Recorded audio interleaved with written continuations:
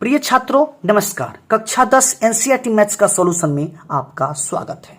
मेरा नाम है राज और मैं आपके अपने चैनल एनसीईआरटी मैथ्स पर बहुत बहुत स्वागत करता हूं। हम लोग कक्षा 10 एनसीईआरटी मैथ्स का सॉल्यूशन कर रहे थे, जिसमें हम लोग आज देखेंगे अध्याय 12 का सॉल्यूशन करेंगे। वृत्तों से संबंधित क्षेत्रफल, वृत्तों से संबंधित क्वेश्चन को देखेंगे, इसका सॉल्यूशन करेंगे।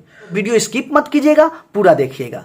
और यदि आप इस चैनल से पहली बार जुड़ रहे हैं तो चैनल को सब्सक्राइब कर ले और बेल आइकन को जरूर प्रेस कर ले, ताकि जब भी मैं नया वीडियो डालूं तो समय समय पर आपको नोटिफिकेशन के माध्यम से पता चलता रहे। तो चलिए वीडियो स्टार्ट करते हैं। सबसे पहले समझते हैं वृत्त। वृत्त क्या होता है? इसके लिए हम क्या करते हैं, एक कांटी और एक रस्सी लेते हैं। सरल भाषा में समझते हैं। क्या करते हैं, एक कांटी लेते हैं, यहाँ कांटी केंद्र पर लेंगे और उससे कोई भी एक लंबाई का क्या करेंगे, एक रस्सी ले लेंगे। यहाँ इतना लंबाई का एक रस्सी लेते हैं और इस लंबाई के यह कांटी के सहारे इस रस्सी को क्या करेंगे, चारों तरफ नचाएंगे। चारों तरफ समान दूरी से नचाएंगे, कांटी को इधर उधर हिलने नहीं दे। क्या करेगा, यह केंद्र से होकर यह नचेगा समान दूरी से।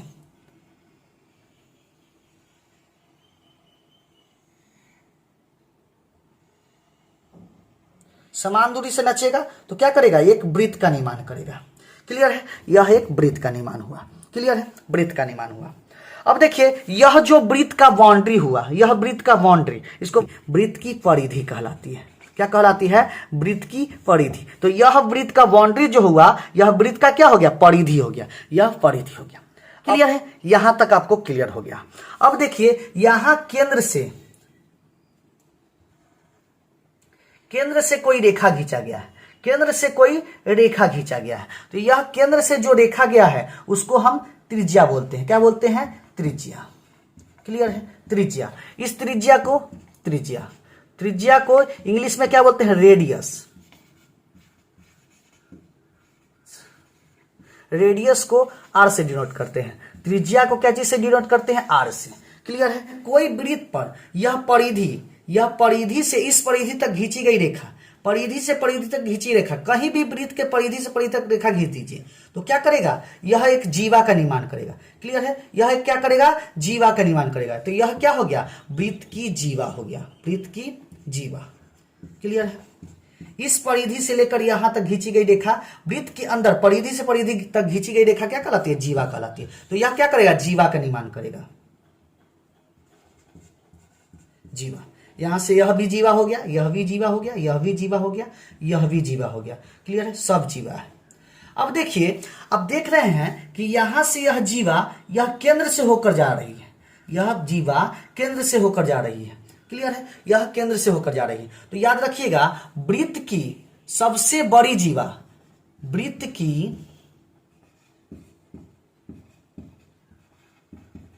सबसे बड़ी जीवा, वृत्त की सबसे बड़ी जीवा जो केंद्र से होकर गुजरे, वह क्या कहलाती है, वृत्त का व्यास कहलाएगा। क्या कहलाएगा, वृत्त का व्यास। क्लियर है? क्लियर है? यही जीवा जो केंद्र से होकर गुजरेगा तो वह क्या कहलाएगा, वृत्त का व्यास कहलाएगा। क्लियर है? वृत्त का व्यास। क्लियर है? तो यह हो गया वृत्त का व्यास। अब देखिए, यहां से इस केंद्र से यहां तक हम क्या बताए हैं, त्रिज्या बताए हैं। इस केंद्र से यहां तक क्या बताया है, त्रिज्या बताया है। यहां भी यह क्या हो जाएगा, इस केंद्र से यहां तक की भी दूरी क्या कहलाएगी, त्रिज्या कहलाएगी। त्रिज्या। क्लियर है? त्रिज्या। अब देखिए, यह पूरा टोटल क्या कहलाता है, व्यास कहलाता है। इसमें कितना त्रिज्या आया, 2 त्रिज्या आया। तो व्यास इक्वल टू क्या हो जाएगा, व्यास बराबर क्या हो जाएगा, त्रिज्या प्लस त्रिज्या। क्लियर है? तो व्यास बराबर त्रिज्या प्लस त्रिज्या। तो व्यास इक्वल टू क्या हो जाएगा, यह त्रिज्या दोनों जुड़ जाएगा तो क्या हो जाएगा, 2 त्रिज्या हो जाएगा। 2 त्रिज्या। तो इसको लिख सकते हैं, व्यास इक्वल टू 2 गुने त्रिज्या। तो याद रखिएगा, जो व्यास होता है वह क्या होता है, 2 गुने त्रिज्या के बराबर होता है। तो व्यास बराबर 2 गुने त्रिज्या। और यहां से त्रिज्या का मान निकालना होगा तो क्या हो जाएगा, त्रिज्या इक्वल टू, त्रिज्या बराबर व्यास बटा 2। याद रखिए त्रिज्या बराबर व्यास बटा 2। क्लियर है। व्यास को इंग्लिश में कहते हैं डायमीटर। व्यास को इंग्लिश में क्या कहते हैं? डायमीटर कहते हैं। डायमीटर को डी से डिनोट करते हैं। डायमीटर को डी से डिनोट करते हैं। डी इक्वल टू हो जाएगा और त्रिज्या को आर से डिनोट करते हैं। डी इक्वल टू 2 गुने आर। क्लियर है। डी इक्वल टू क्या हो जाएगा? 2r। याद रखिए डी इक्वल टू 2r। अब यहाँ पे r का मान निकालेंगे तो r इक्वल टू क्या हो जाएगा? dy2। क्लियर है। r equal to dy2। तो याद रखिएगा r इक्वल टू क्या होता है? dy2, चाहे त्रिज्या इक्वल टू व्यास बटा 2। उम्मीद करते हैं यहां तक आपको समझ में आ गया होगा। क्या क्या बताया है? वृत्त की सबसे बड़ी जीवा जो केंद्र से होकर गुजरे क्या कहलाती है? व्यास कहलाती है। क्लियर है। उसके बाद व्यास इक्वल टू 2 गुने त्रिज्या। त्रिज्या इक्वल टू व्यास बटा 2। क्लियर है। अब देखिए इसका फॉर्मूला देखते हैं, सूत्र देखते हैं। फॉर्मूला क्लियर है। सूत्र देखिए सबसे पहले देखते हैं वृत्त का क्षेत्रफल। वृत्त का क्षेत्रफल, वृत्त का क्षेत्रफल कितना होता है? पाई आर स्क्वायर। वृत्त का क्षेत्रफल क्या होता है? पाई आर स्क्वायर। याद रखिएगा वृत्त का क्षेत्रफल पाई आर स्क्वायर, जहां पाई इक्वल टू क्या हो जाएगा? 22/7। जहां पाई इक्वल टू क्या हो जाएगा? 22/7। या पाई का मान कितना होगा? 3.14। पाई का मान कितना होगा? 3.14। पाई का मान 22/7 भी ले सकते हैं और पाई का मान 3.14 भी ले सकते हैं। वृत्त की परिधि, वृत्त की परिधि कितना होता है? 2 pi R. 2 pi R. Clear है। वृत्त की परिधि आपको बताया है, जो बाउंड्री होता है वही क्या होता है? वृत्त की परिधि होता है। वृत्त की परिधि 2 पाई आर। क्लियर है। कहां से आया? तो कहां से आया देखिए, एक वृत्त में कितना डिग्री कोण बनता है? टोटल 360 डिग्री कोण बनता है। क्लियर है। और जब आपको त्रिकोणमिति पढ़ाएंगे तो 360 को हम क्या कहते हैं? 2 पाई आर, 2 पाई कहते हैं।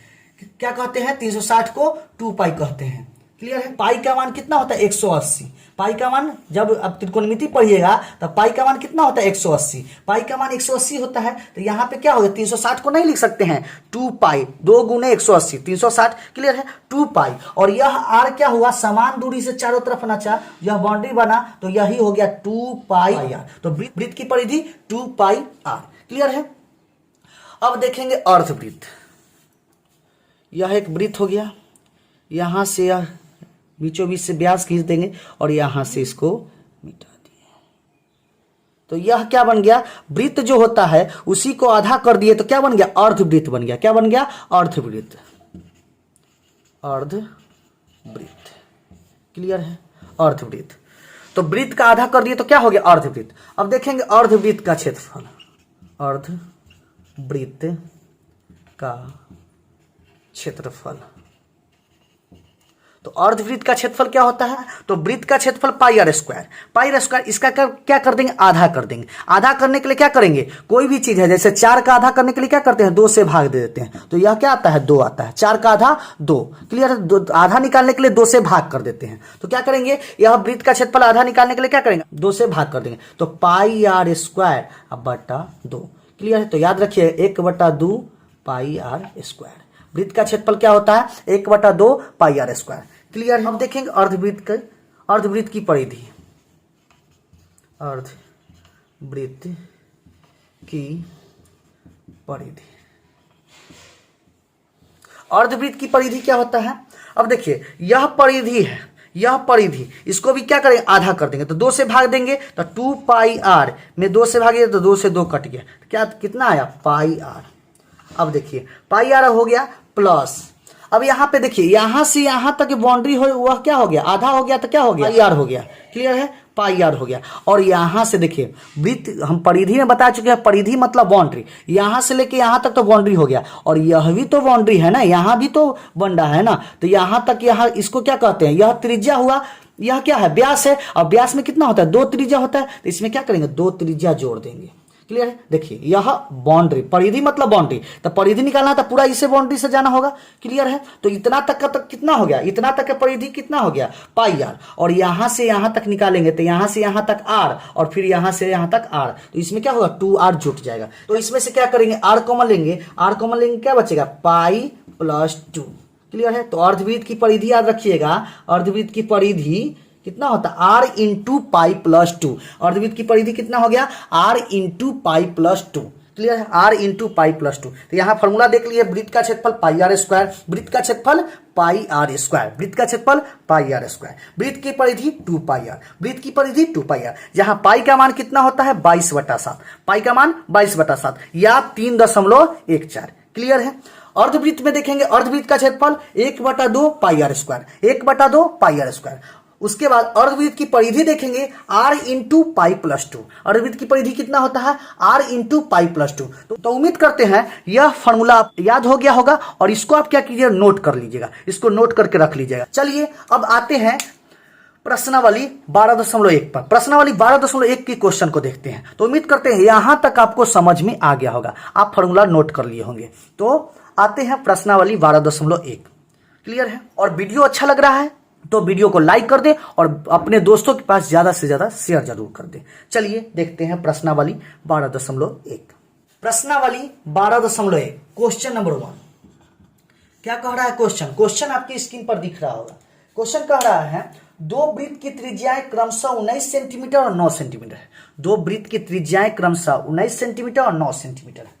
उस वृत्त की त्रिज्या ज्ञात करें। एक और वृत्त दिया हुआ है, उस वृत्त की त्रिज्या ज्ञात करें जिसकी परिधि इन दोनों वृत्त की परिधि के योग के बराबर है। क्लियर है। मतलब कह रहा है कि एक बड़ा वृत्त है, इस वृत्त की त्रिज्या ज्ञात करना है जिसकी परिधि इन दोनों वृत्तों के परिधि के योग के बराबर है। मतलब एक बड़ा वृत्त है जिसकी परिधि इन दोनों वृत्त के परिधि के योग के बराबर है। इन दोनों के जोड़ने पर जितना परिधि आएगा उसके बराबर में कौन होगा, बड़े वृत्त की परिधि होगा। क्लियर है। तो क्या करेंगे, यहाँ पे बड़े वृत्त की त्रिज्या नहीं दिया हुआ है, यहाँ पे बड़े वृत्त की त्रिज्या नहीं दिया हुआ है। तो हम क्या करेंगे, मान लेते हैं माना कि बड़े वृत्त की त्रिज्या इक्वल टू, माना कि अब यहाँ पे बड़े वृत्त ले रहे हैं तो जाहिर सी बात है जब जिसकी परिधि इन दोनों वृत्त की परिधि के योग के बराबर होगा तो वह वृत्त बड़ा वृत्त होगा कि नहीं होगा, इसलिए हम उसको बड़ा वृत्त मान लिए। क्लियर है, बड़ा वृत्त मान लिए। क्लियर है। तो क्या करेंगे, माना कि बड़े वृत्त की त्रिज्या equal to R centimetre, capital R centimetre. Clear है। उसके बाद माना कि पहले वृत्त की त्रिज्या जिसको हम R1 से डिनोट करेंगे, R1 इक्वल टू 19 सेंटीमीटर। उसके बाद दूसरे वृत्त की त्रिज्या R2 इक्वल टू क्या हो जाएगा 9 सेंटीमीटर। क्लियर है। माना कि बड़े वृत्त की त्रिज्या equal to capital R centimetre. पहले वृत्त की त्रिज्या R1 मान लिए, दूसरे वृत्त की त्रिज्या R2 मान लिए। पहला वृत्त जो दिया हुआ है, दो वृत्त दिया हुआ है तब उसको पहला वृत्त और दूसरा वृत्त कर दिए। क्लियर है। अब चलिए प्रश्न से चलते हैं। प्रश्न से मतलब क्वेश्चन में क्या कह रहा है, क्वेश्चन में कह रहा है जिसकी परिधि मतलब बड़े वृत्त की परिधि, बड़े वृत्त की परिधि इन दोनों वृत्तों के परिधि की योग के बराबर है। मतलब पहले वृत्त की परिधि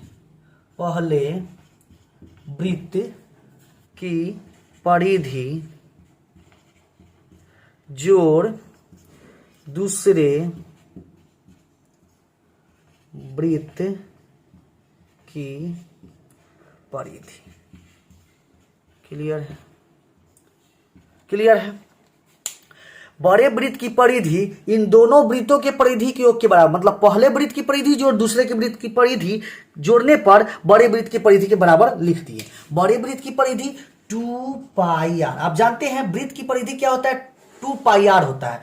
2 पाई आर तो बड़े वृत्त की त्रिज्या कितना है, R centimetre. 2 pi capital R equal to पहले वृत्त की परिधि तो 2 पाई आर की जगह कितना है R1 प्लस दूसरे वृत्त की परिधि तो 2 पाई R2।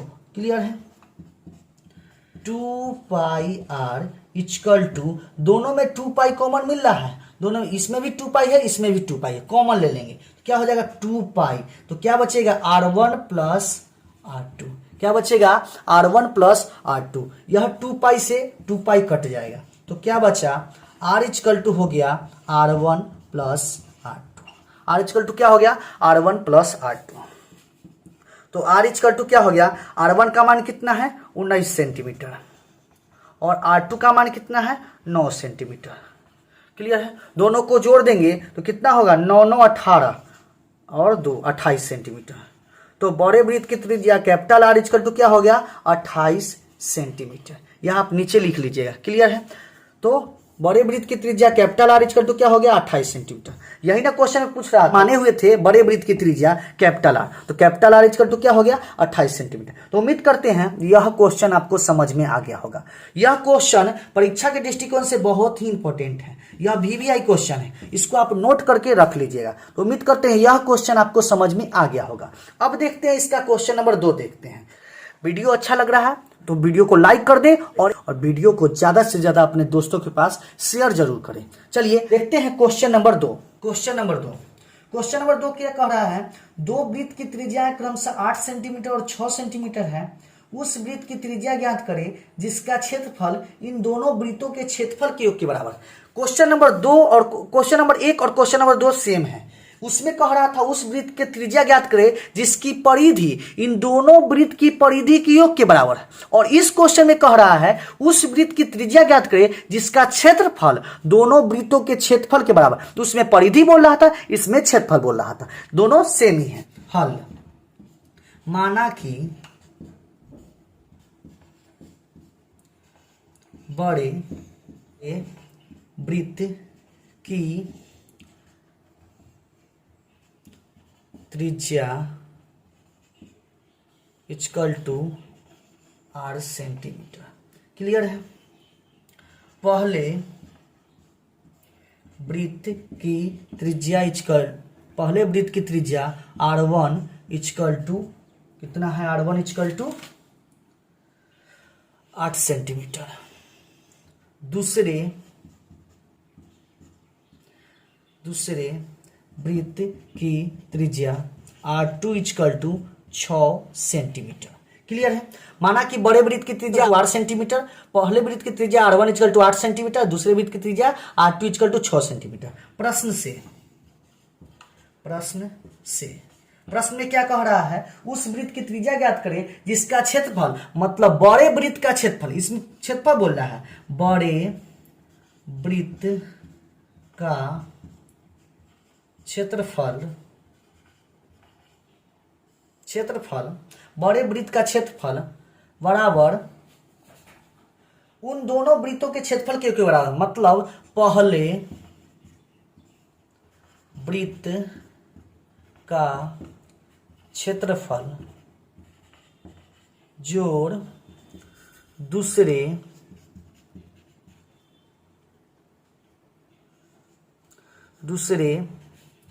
वृत्त का क्षेत्रफल। बड़े वृत्त का क्षेत्रफल इन दोनों वृत्तों के क्षेत्रफल के योग के बराबर। बड़े वृत्त का क्षेत्रफल इक्वल टू पहले वृत्त का क्षेत्रफल जोड़ दूसरे वृत्त का क्षेत्रफल। अब देखिए वृत्त का क्षेत्रफल आपको बता हुआ पाई R स्क्वायर, आर की जगह पर क्या हो जाएगा कैपिटल R स्क्वायर। क्लियर है, pi R square equal to pi R1 square जोड़ पाई R2 स्क्वायर। क्लियर है, पहले वृत्त का क्षेत्रफल क्या होगा पाई R1 स्क्वायर, दूसरे वृत्त का क्षेत्रफल क्या है पाई R2 स्क्वायर। अब देखिए यहां पे क्या होगा पाई R स्क्वायर इक्वल टू दोनों में पाई कॉमन मिल रहा है, तो यहां भी पाई यहां भी पाई कॉमन ले लेंगे, क्या बचेगा R1 स्क्वायर जोड़ R2 स्क्वायर। पाई से पाई कट जाएगा, क्या बचेगा R स्क्वायर इक्वल टू क्या बचेगा R square equal to R1 square जोड़ R2 स्क्वायर। क्लियर है, R1 स्क्वायर जोड़ R2 स्क्वायर।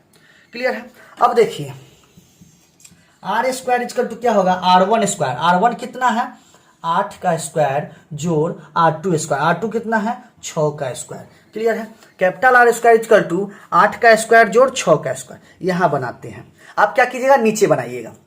क्लियर है, तो R स्क्वायर इक्वल टू क्या हो जाएगा 8 का स्क्वायर कीजिए 8 64 जोड़ 6 का स्क्वायर कीजिए 6 1 36। क्लियर है, तो R स्क्वायर इक्वल टू कितना होगा 64 और 36 को जोड़िए कितना हो जाएगा, 100 हो जाएगा। क्लियर है। यह स्क्वायर जो इधर से हटेगा और बराबर के उस साइड जाएगा तो रूट चढ़ जाएगा। यह स्क्वायर हटेगा तो बराबर के उस साइड जाके क्या हो जाएगा, रूट चढ़ जाएगा। तो r इक्वल टू क्या हो गया, रूट अंडर 100। क्लियर है। इसलिए r इक्वल टू क्या हो गया, 100 का वर्गमूल निकालेंगे तो कितना हो जाएगा, 10 हो जाएगा। तो r इक्वल टू कितना हो गया, 10 सेंटीमीटर। तो वही ना क्वेश्चन बोल रहा था, उस वृत्त की त्रिज्या ज्ञात करें। तो हम माने थे बड़े वृत्त की त्रिज्या इक्वल टू कैपिटल R, तो कैपिटल R इक्वल टू कितना आ गया, 10 सेंटीमीटर। क्लियर है, 10 सेंटीमीटर। तो उम्मीद करते हैं यह भी क्वेश्चन आपको समझ में आ गया होगा। क्वेश्चन में कह रहा था कि उस वृत्त की त्रिज्या ज्ञात करें, इसका क्षेत्रफल दोनों वृत्त के क्षेत्रफल के योग के बराबर है। तो उस वृत्त की त्रिज्या कितना आ गया, 10 सेंटीमीटर आ गया। क्लियर है। तो उम्मीद करते हैं यह भी क्वेश्चन आपको समझ में आ गया होगा। वीडियो अच्छा लग रहा है तो वीडियो को ज्यादा से ज्यादा अपने दोस्तों के पास शेयर करना ना भूलिए। अब इसका क्वेश्चन नंबर 3 देखेंगे। क्वेश्चन नंबर 3 जो कि नेक्स्ट वीडियो में, वीडियो बहुत लंबा हो गया, अब इसका नेक्स्ट पार्ट बनाएंगे। क्लियर। वीडियो को ज्यादा से ज्यादा दोस्तों के पास शेयर जरूर कीजिएगा। क्लियर है। और वीडियो को पूरा देखिएगा, स्किप मत कीजिएगा, क्योंकि यह जो क्वेश्चन है, यह दोनों क्वेश्चन VVI है, परीक्षा के दृष्टिकोण से बहुत ही इंपॉर्टेंट है। तो इसको आप नोट करके जरूर रख लीजिएगा, एग्जाम में बार क्वेश्चन पूछे जाते हैं। तो अब मिलते हैं नेक्स्ट वीडियो में। तब तक के लिए धन्यवाद।